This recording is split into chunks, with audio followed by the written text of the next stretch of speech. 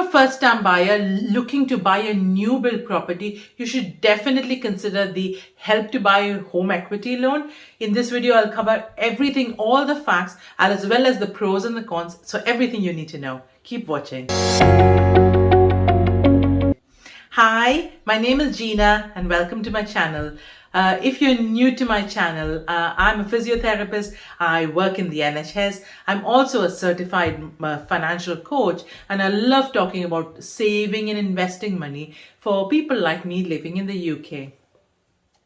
So, most of us know that the Help to Buy scheme has been around for a long time. So the government, you put in a 5% deposit, and depending on where you live, the government backs it up by an additional 20% or an additional 40% in London.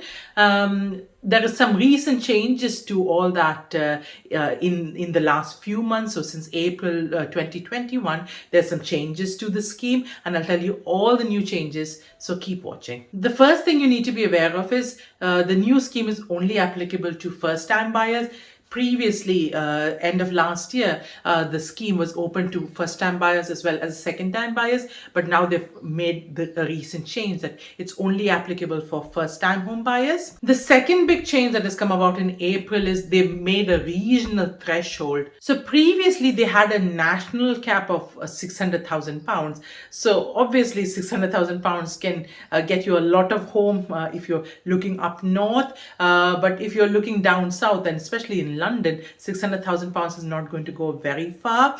But from April 2021, they started to make regional variations, and this is the chart to explain the same. The next thing to be aware of is the 5% deposit. So you as a buyer has to put in a minimum of 5%. You can always put more, and then the government tops it up with an additional 20% for all of England, and additional 40% if you are buying in London. So for example, if you're buying a property of £600,000 in London, you need to put a 5% deposit, and then the government tops it up by 40%. Obviously, the higher the deposit you put, the better the interest rates will be. It usually works in bands of 5%. So it's called the mortgage bands. And here is a chart to explain. So if the best rates you get for a 60% mortgage, and then a slightly higher rates for 65, 70, 75, 80, and so on. So if possible with your deposit, if you've got say 7 or 8% deposit, try and push yourself to get to the 10% deposit band. The next thing to be aware of is you've actually got two different loan agreements. So the first loan agreement is with the government. The government is loaned to you this 40% or 20% deposit. So that is the first loan agreement. The second loan agreement is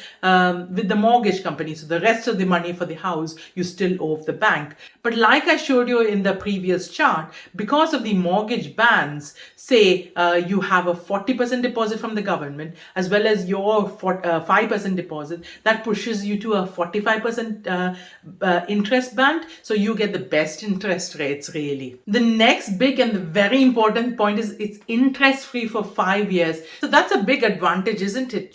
To borrow such a big lump sum as of 20% or 40% of a value of a house and actually have it interest free for 5 whole years. So that is a very big advantage. Year 6 onwards, you start paying some interest towards the loan. And this is when it can get expensive. So they've done a lot of research, and I'll link an article in the description box below, that from year 1 to year 5, it's actually cheaper to own a house with a Help to Buy equity loan. Between year 5 and year 10, it's more or less breaks even, and from year 10 onwards, it becomes a lot more expensive. And from year 10 onwards, so if you go borrowing it as much as 25 years, 25 years is the maximum term before which you need to repay the loan. So if you push it up to 25 years, then it becomes a lot more expensive than using a standard mortgage. So in the short term, there is a lot of advantage up to 10 years, and after 10 years, it can become expensive to have a Help to Buy equity loan. The next thing you need to be aware of is how to repay the loan and when. So when I'm talking about loan, it is this the loan that you borrowed from the government. The mortgage part is completely separate. So you have a completely different loan agreement with with them, and a completely different loan agreement from the government. So this part, the government-backed part, needs to be paid back before 25 years. But like I already told you, after 10 years, it can get quite expensive to have this government-backed loan amount. There's different ways to repay this home equity loan. So option number one is you sell the property. So when you sell the property, so example, if the property has gone up in value by 20%, the government-backed loan is also gone up by 20%. So if you borrowed, say, 50K initially, you add another 20% on top of that. So that is the amount you owe the bank, not the initial loan amount. So they have a little bit of equity in your house as well. But it's an advantage if the property value decreases, which you do not want, because then your share of the property also decreases. So if that is the case, then the government's equity also reduces. So the first part of the first way to pay off the loan is to sell the house, pay the government what you owe, pay the mortgage company what you owe, take what you've got, and move on to your next property. So that is option number one. Option number two is pay the whole 40% or 20% if that's what you borrowed. So pay it off in total. So ideally you want to do this before year 10. And option number three is to pay it off in chunks of 10%. So that is the minimum you can pay it off. So in chunks of 10%. So if you've borrowed say 40%, pay 40%, 10% 4 times. And again, it's the value of the house. So if you've borrowed, say, 50K and the price has gone up by 20%, then you pay back the increased value of the house then.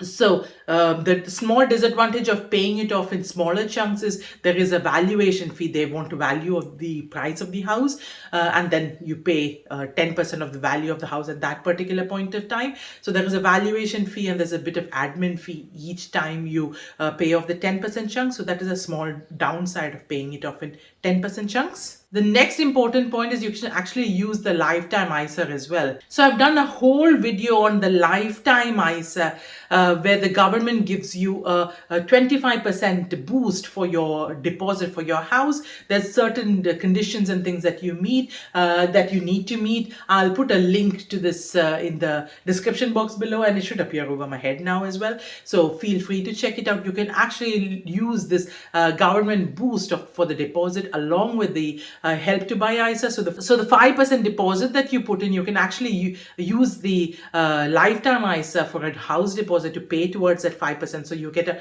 double boost sort of. So that is a very good point as well. So those were the facts laid out. So now I'll just tell you the pros and the cons. The big pro is it helps first-time buyers who are struggling to raise a deposit, help them to get on the property ladder quicker. The big negative about the home equity loan is the government is actually not trying to help you as the buyer of the property. The government is actually helping the builder because the builder builds new houses, it boosts the economy. So the government is actually supporting the builder to build new houses and sell their houses. As you may be aware that similar properties, a new build versus older property tends to be very different. So for example, a 3-bed semi as a new build property tends to be about 20,000-30,000 pounds more than a similar property in a similar area. So not only the prices of new build properties are higher, so you as a buyer are stretching yourself to buy a higher price property, and you're going beyond your means, because if you were able to raise that 10 or 15% deposit to get a standard mortgage, you wouldn't have used the home equity loan anyway. So you're stretching yourself beyond your means to afford a property that's way out of that is way too high anyway. So that is a big negative with the home equity loan. So I hope this video has given you some food for thought and points to consider if you're thinking about the home equity equity loan, it has a lot of positives, but it's got a very big negative as well. So you need to weigh the pros and the cons and decide what works for you and your family. If you've liked this video, please give me the thumbs up like button and share this video with a friend who might be thinking about a home equity loan. I'll see you again next week with another video, something a bit lighter this time. It's ways to cut back on your grocery spending. See you next week. Stay safe.